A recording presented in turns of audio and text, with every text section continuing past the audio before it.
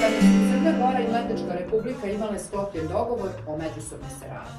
U prvom delu pripovetke prikazano je zasedanje veća crnogorskog plemena Paštrovića, gde je odlučeno da u Mletačku Republiku pošalju hrabrog junaka Kanjoša, koji bi trebalo da zaštiti Mlečane od strašnog razbojnika Fulana.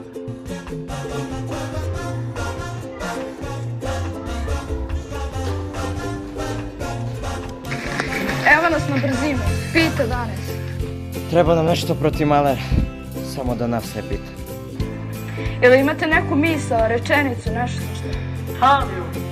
Pa ne, brate, rečenicu. Evo... ova?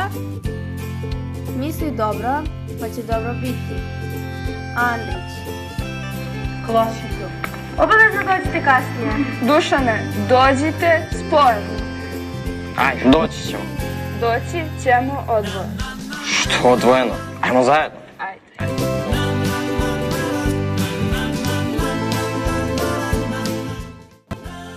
Ogi, kaži.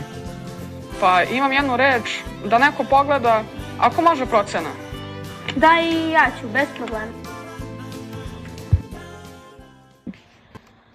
Pođi sa mnom. Dušana, preuzmi dok se ne vratim.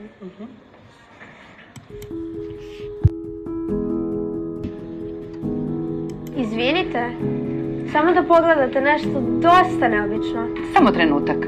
Živolazan je živahan. To imaš kod Pilipende u opisu lika Jovana Kljaka. Zaista je neobična, ali vrlo efektna reč. Još nešto? U redu. Hvala, doviđenja. Doviđenja. Dajte.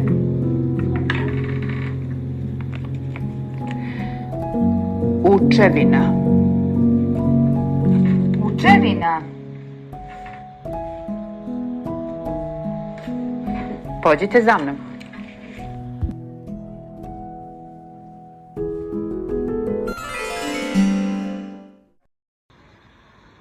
Odakle vam ova reč?